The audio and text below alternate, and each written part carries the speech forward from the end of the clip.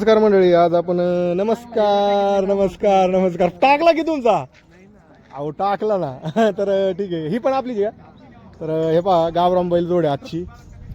एक नंबर बैल जोड आहे त्यांच्या. तर ते बोलले आपल्याला आज आमचे व्हिडिओ दिसले नाही पण त्यांचे व्हिडिओ आपण टाकतो.